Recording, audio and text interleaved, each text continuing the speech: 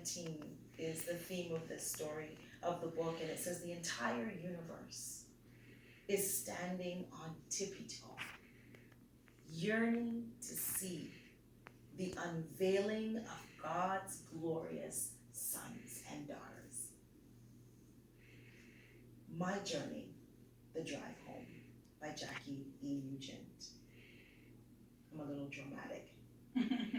Vroom, vroom, screech.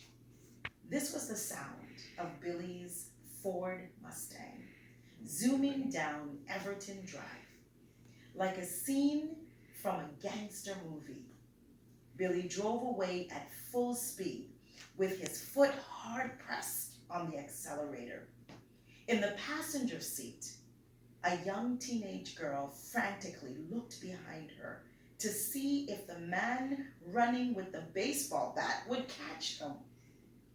The man was shouting profanities and swinging his baseball bat wildly as he chased the Mustang down the neighborhood street.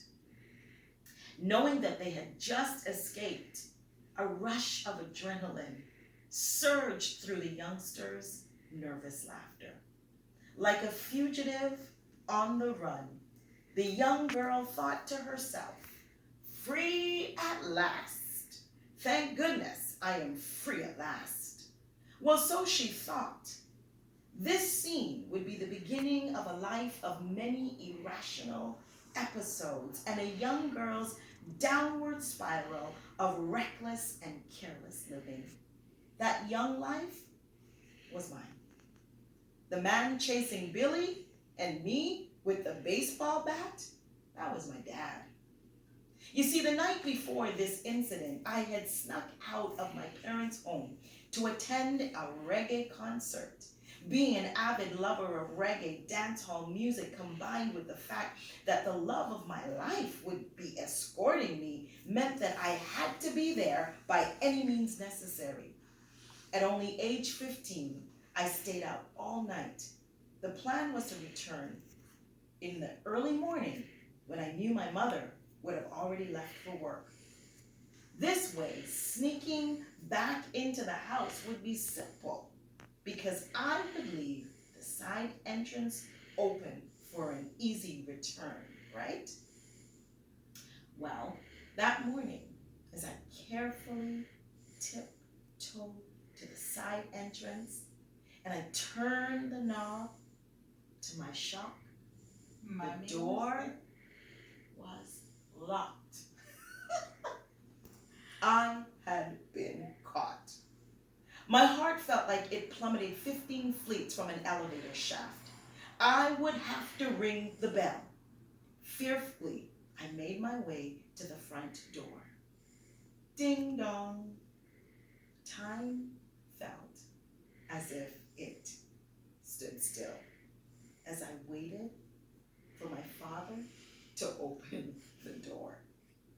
Like a dog with its tail caught between its legs, I entered to face the music. But that day, the DJ was not playing my song. That morning, I got a whooping that I have never forgotten.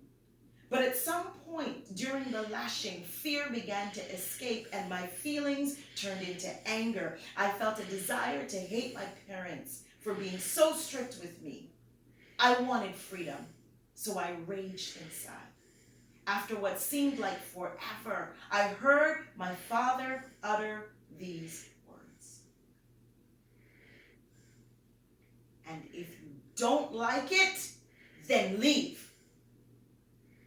What he didn't realize was that his words became my license to escape. In my mind, he had just given me permission, the permission that I wanted to be free. I wasted no time calling my girlfriend's boyfriend to come and break me out of this prison. After all, Billy was the only kid I knew who owned his own ride. Without haste, I gathered a couple bags, garbage bags of clothes, and I waited anxiously at my bedroom window, watching for Billy to arrive. Once his car approached my house, I stumbled down the stairs and out the front door, and by the time my father realized what was happening, Billy and I were already stuffing my belongings into the back seat of his car. And as soon as I jumped into the passenger seat, I yelled, "Drive!" as Dad, grabbing his baseball bat, chased us off the property. Desperate times often breeds desperate measures. That wouldn't be the first or the last time I found myself on the run.